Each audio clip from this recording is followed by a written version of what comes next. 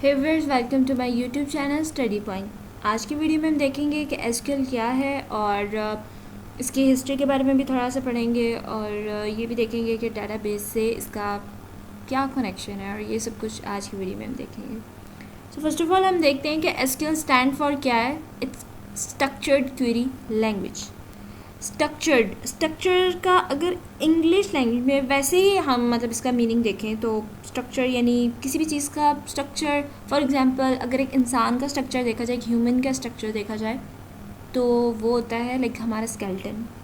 सो अगर अब हमने इन तीनों लफ्ज़ों को डेटाबेस के लिहाज से देखना है तो हमारी पूरा कॉन्सेप्ट क्लियर हो जाएगा कि एसक्यूएल क्या है। डेटाबेस के लिहाज से स्ट्रक्चर क्या है, यानी टेबल्स, रोज, कॉलम, ये सब कुछ मतलब कि हमारे पास एक स्ट्रक्चर है डेटाबेस का एसक्यूएल में जो एस है उसके लिहाज से। फिर आता है क्वेरी। क्वेरी वर्ड है हमारा क्वेश्चन से।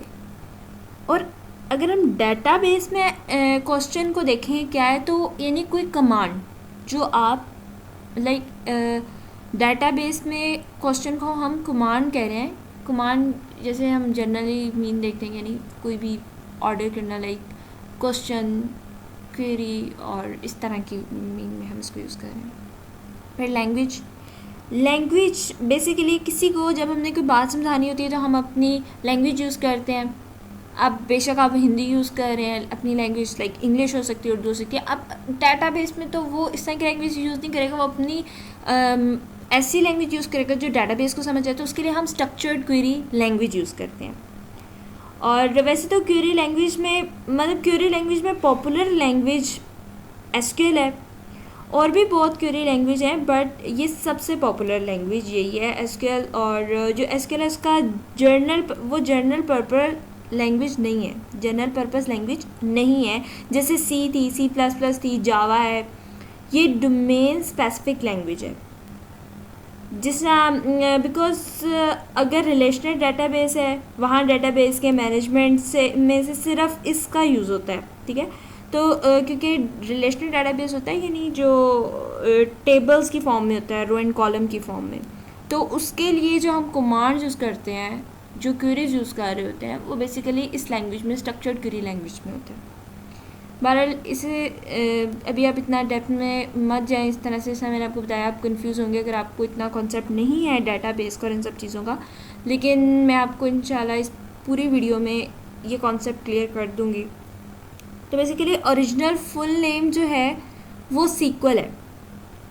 इसका जो फर्स्ट नेम था वो था सीक्वल, लेकिन जो वो ट्रेडमार्क इशू की वजह से उसको चेंज कर दिया गया। ट्रेडमार्क इशू आप कह सकते हैं, कॉपीराइट इशू, जिसकी वजह से उसको चेंज कर दिया गया और उसका नाम एसक्यूएल रख दिया गया।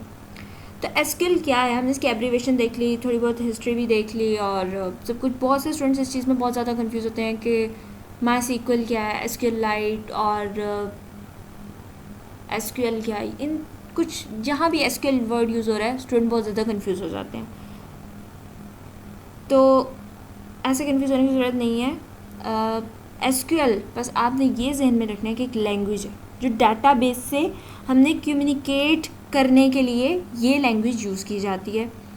फिर हमारे पास आता है कि हम डेटाबेस को एक्सेस कर सकते हैं और मैनिपुलेट कर सकते हैं इस लैंग्वेज के थ्रू। मैनिपुलेट यानी हैंडल करना, कंट्रोल करना। डेटाबेस क्या है, बहुत से स्टूडेंट्स इस चीज़ में कंफ्यूज हो रहे होंगे कि डेटाबेस क्या है। तो बेसिकली डेटाबेस वो आप कह सकते हैं स्टोरेज है जिसके अंदर लॉजिकली रिलेटेड डाटा पड़ा हुआ है। यानी अगर एक स्टूडेंट का डेटाबेस बनाया जा रहा है तो उसमें स्टूडेंट रिलेटेड ही सब कुछ होगा, उसका रोल नंबर, उसका नेम, उसकी क्लास, उसकी फील्ड। तो ये क्या है, ऐसा डेटाबेस स्टूडेंट का है जिसमें स्टूडेंट के बारे में ही है। तो उस डेटाबेस को एक्सेस कैसे कर रहे हैं, मैनिपुलेट कैसे कर रहे हैं, वो हम कुछ कमांड्स, कुछ क्वेरीज यूज़ करते हैं बेसिकली। तो ये एसक्यूएल, वो एसक्यूएल लैंग्वेज है जिसे हम यूज़ कर रहे हैं। बेसिकली एसक्यूएल जो है उसमें जो कमांड्स यूज़ होते हैं वो इंग्लिश लैंग्वेज की तरह ही है।